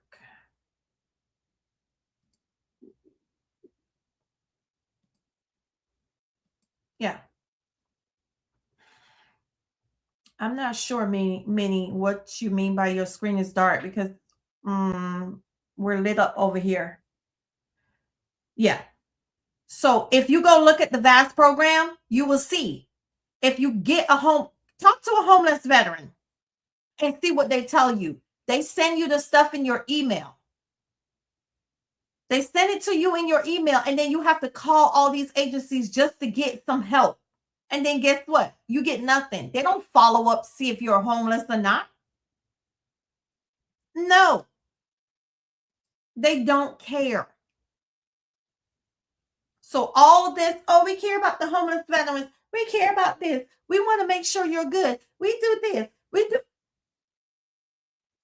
It's all a lie. It's a scam from the pit of hell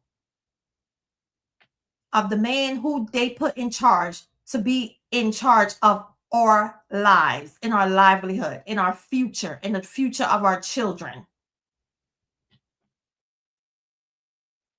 That's something to think about. I was homeless for over a year, and all the social worker said is go to a homeless shelter. I just did couch surfing till I got stable in a place now. I'm so happy that you are in a place now. But this is the prime example of what I was just talking about. But they say they have millions of dollars for veterans who are homeless. Let's get the homeless veterans off the street. Even in California, the center that they have in California that they did the committee hearing on. Wait till I play that tomorrow so you guys can see how the VA answered them questions. The VA did not care. They did not care. They ain't gave two hoots about them people in California that's homeless. They don't care. And California has the biggest number of homeless veterans. That's where the claim sharks are, and that's where a lot of homeless veterans are. But let's go to the VA so I can shake your hand. How you doing, sir? I'm Secretary Pastor Dougie.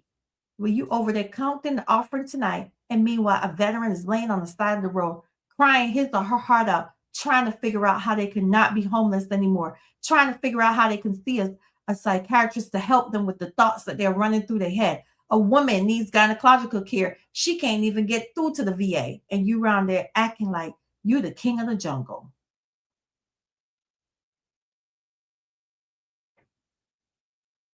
And all while, we are suffering and dying.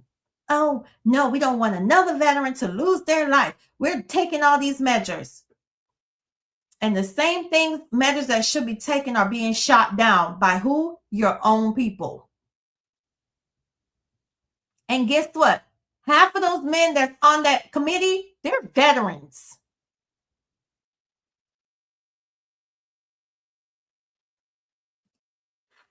In California, some of the retirement homes do offer housing for homeless veterans, but they do need to submit a drug testing.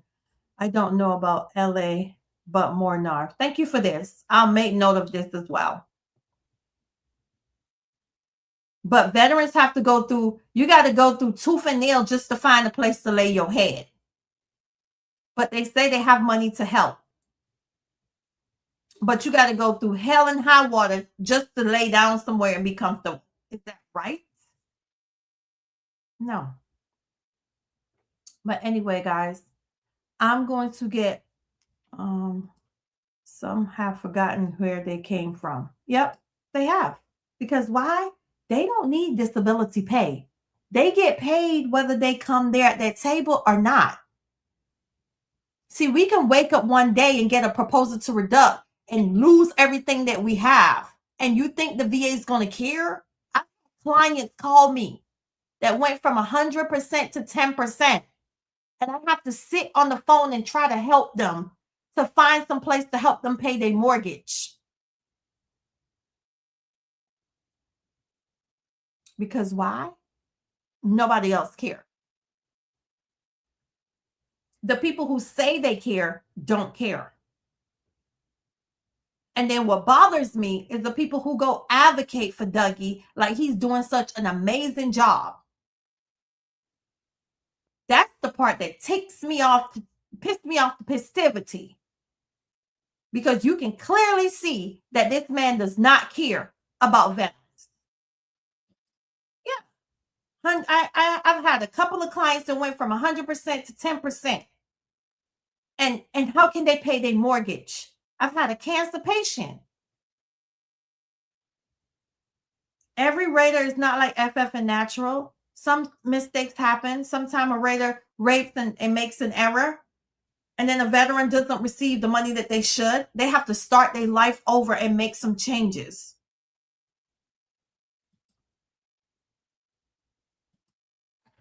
So while we are sitting around tussling and arguing about stuff that doesn't matter, what we need to do is focus on the things that matter. We need to be a better community. We need to stop being so biased, stop being so judgmental, stop being so critical, and we need to band together.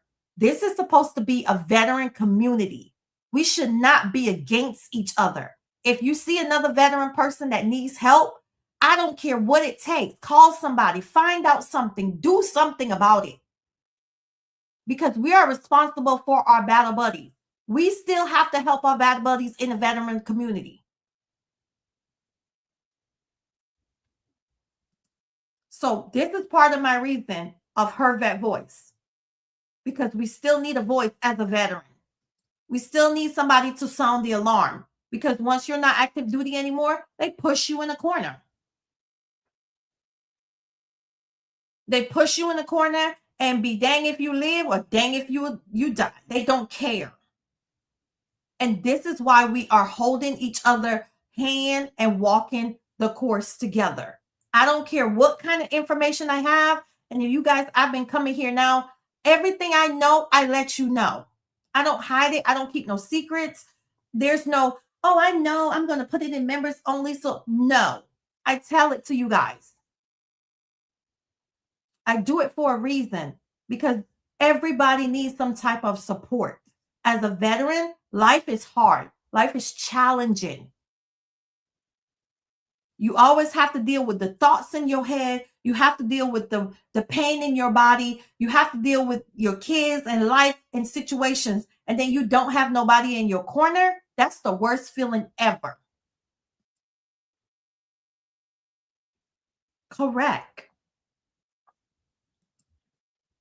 So if you see a veteran that is down, I don't care what it takes, lend a helping hand. There are veterans out there that are hurting. There are veterans out there that need $10 or $20 to get something to eat. Do not criticize. There's some veterans out there that need drug treatment because guess what? They went to the VA, they had surgery, they got strung out on medication, they need help. I just had a veteran reach out to me. She needs to be at a place tomorrow and she's 3 hours away and don't even have the Uber fees to get where she needs to go. And it's a program for the VA. Do you think the VA is like, oh yeah, we can come pick you up so you can come be in the program? No. She has to get there 3 hours away by a certain time. Veterans need each other support. I'm going to end with this. Help each other. Help each other along the way. Do not leave your veteran brother or sister behind. If there's information that you know, tell them. If it's about a home, if it's about food, I come up here and I tell you guys, if there's grants programs that's giving away food, or there's grants that's paying your car payment, your electricity, I bring all that information to you. I don't have to. I could just keep it to myself, but no, I want to see my whole community. I want to see everybody happy and growing. And yes, there are going to be challenges, but let your good days outweigh your bad days when somebody is helping you. A smile on a veteran makes me happy. I don't do this just because I'm coming here because, hey, YouTube, no. I'm not even monetized on YouTube. So that's not even my motto. Because it's not about money for me. This is my passion. This is my heart. And I don't care if my last breath helping a veteran, that's what I'm going to do. So help each other, call a veteran, send them a text message, reach out to them, your buddy that you haven't talked to in a while, see how they're doing, because you don't know, that phone call could save their life. Don't only think about yourself. And yes, we all have problems. We all have trials. We have tribulations. We are fighting with our VA claims. We're fighting with everything else. But if you got the time tomorrow to call a veteran buddy to lift their spirits, do it. It's needed in the veteran community.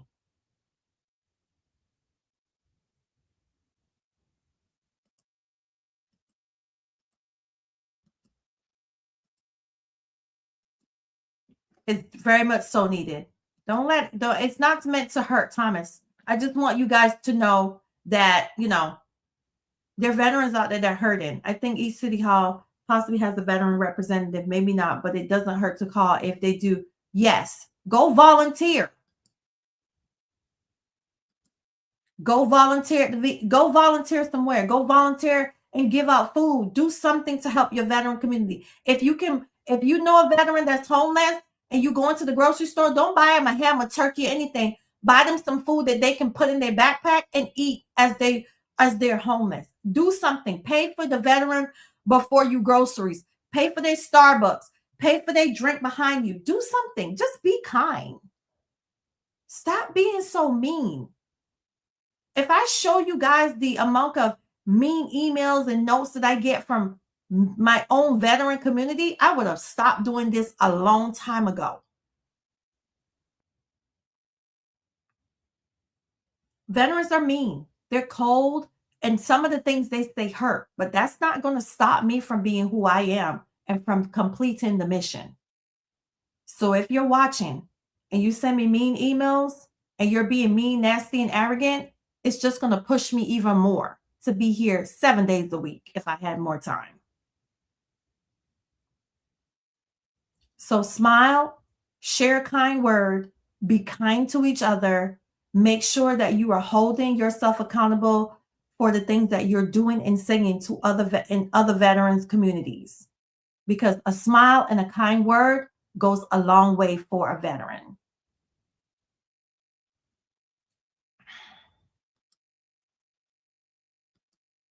Thank you. So thank you guys for joining me tonight. Thank you for listening to my rant. Thank you for being here, holding my hand on this journey, because it's not easy. We're walking this thing out together. We're bringing things to light that has been in the dark for a long time. I genuinely appreciate your support, your love, your kind words, your comments, your emails to motivate me to keep going. I'm not going to stop. I'm just going to keep going. And the naysayers is going to have to keep saying whatever, because guess what? We got this. Get it, girl. I understand how you feel. We have had vets not pay us after my partner had a stroke. My employee husband was trapped in Saudi unemployment. We really needed the money then. Yeah. Thank you very much. Y'all have a great evening. Wow. In other words, don't be like, hey, yep. Will helps vets. Thank you so much. Then vets stiff us and I had to take it to court. Thank you for being you and sharing your gift of giving. You got this. Just keep going. I will. I will. When can we send you email? Oh, you can send me an email at any time. Anytime. Thank you, guys. Have an amazing night. Have a super evening, you too. Vets are human beings. Yeah, humans do wild crap. Yep. Thank you for your hugs, your cares, your love. Have an amazing night. I will see you guys tomorrow at 8 p.m. Eastern Standard Time, where we do part 2 of the committee hearing. Love you guys much. Be kind to each other. Help another veteran. Say a kind word, send a text message. Do whatever it takes. Pray for a veteran. Whatever you can, do it. See you guys tomorrow. Thank you so much, Will. And I also do. You do an amazing job. Good night, guys. Take care and rest well. See you tomorrow. You're not alone, you got a voice. Stand strong, stay informed.